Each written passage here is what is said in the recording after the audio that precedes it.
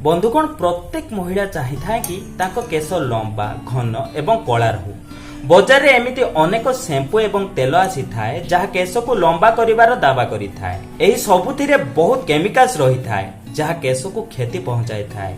आज मु आपन सह शेयर करिबी एक देसी घरोई उपचार जहाँ संपूर्ण नेचुरल अटे एवं केश को लंबा एवं घन बनई थाए। तेबे चलंतु जानिबा एहाकु बनेबार विधि विषय रे। तेज बंधुगण यही उपचार बनवाई आपको यही सब सामग्री आवश्यकता पड़ो। देखो मु सब सामग्री रेडी कर रखी। प्रथमे अधा ताटिया अदा नेबा। देखो मुझे अधा ताटिया अदा नहीं एवं यह भल भाव छेली दिंतु। छेली सारा पर यह एमती छोट छोट काटी दिंतु। देखो मुझे संपूर्ण काटी देछि। तापर आपको आवश्यकता पड़ो रसुणर। एबे आपण अधा ताटिया रसुण नियंतु एवं देखंतु रसुणर चोपा छड़े मु भी ताहाको छोट छोट करी काटी देछि। एमिति भाबे आपण माने भी काटी दियंतु। तापर आपण माने 4 चमच मेथी नियंतु। देखंतु मु एठारे 4 चमच मेथी नेछि। तापर आपनको आवश्यकता पड़िबो कला जीरार। देखंतु मु एठारे 2 चमच कला जीरा नेछि। आपण माने भी 2 चमच कला जीरा नियंतु। तापर आपनको आवश्यक पड़िबो नडिया तेलर। देखंतु बंधुगण एठारे मु 1 ताटिया नडिया तेल नेछि। आपणक सामग्री अनुसार आपण नडिया तेल नै परिबे। आपण चाहिले 2 ताटिया नडिया तेल भी नै परिबे। तबे प्रथमे आपण एही नडिया तेल को गरम करंतु। तबे चलंतु एहा को बनेबा सिखिबा। बंधुगण एहा को बनेया पई प्रथमे आपण आपणकर गैस जळांतु। तापरे एथिरे एक पात्र बसांतु। एबे हमें एही पात्र रे नडिया तेल को गरम करिबा। गैस को पूरा सिम रखिए बंधुगण, नले नडिया तेल पोड़ी जीवो।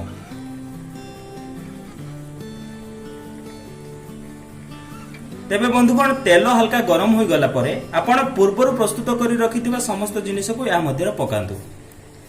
तेबे चलंतु गोटे गोटे करी मु सब जिनिस या मध्यरे पकाउची।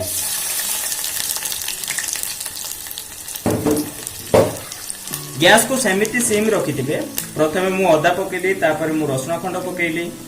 एबे एथिरे मु 4 चमच मेथी दाना पकाउची। तापर एथिरे मु 2 चमच कला जीरा पकाउची।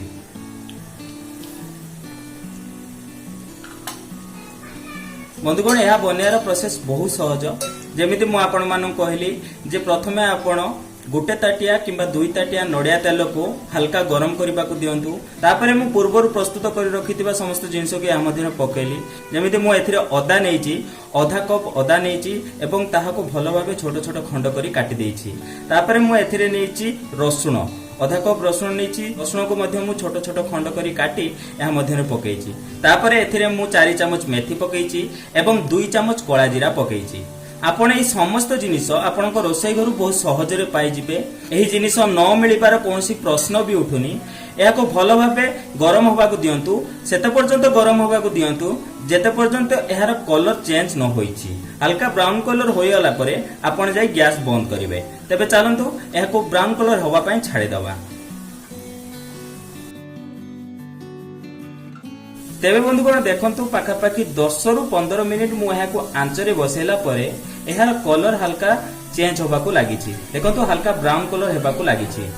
एहा हमर प्रस्तुत होई सारिछि। एबे आपण एहाको आंचरु ओल्हेई दियंतु एवं ठंडा हेबा को छाडी दियंतु। एही तेलर व्यवहार आपण 1 मास पर्यंत करि परिबे। तबे चलंतु बंधुगण एहाको गैस रु ओल्हेई दबा एवं ठंडा हेबा को देबा। देखंतु बंधुगण एही तेल वर्तमान संपूर्ण ठंडा होई सारिछि। आपण एही तेल को 1 मास पर्यंत स्टोर करी रखि परिबे। तेबे एबे चलंतु जानिबा आपण एही तेल को केमिति व्यवहार करिवे। बंधुगण गाधोइबार 2 घंटा पूर्वरु एहाको केसरे भलो भाबे लगांतु। तापरे एहाको कोनोसी भलो शैम्पू सहायता रे धोई दियंतु। एहाको पूरा राति सारा केसरे लगेई रखि परिबे। यह आपनको केश संबंधित समस्त समस्या को दूर करिवो। एहाको 1 मास पर्यंत व्यवहार करंतु। आपनको केश घन और लंबा हेबा सहित केशरे चमक आसी जिवो। यह आपनको केश को सिल्की बनैबो। आपण एहार व्यवहार करी एहार फायदा विषय निहाती कमेंट करी जणांतु। तेबे बंधुगण जदि भिडियोटी किछि जानिबा को पाइले ताहले कमेंट करी निहाती जणांतु। भिडियोटी को लाइक और निज प्रियजन मानक सह शेयर करबा को जमारी भी भूलंतु नाही। तेबे बंधुगण आज पई एतिकी पुणे देखाबो के नूतन सुंदर अध्याय सह। धन्यवाद।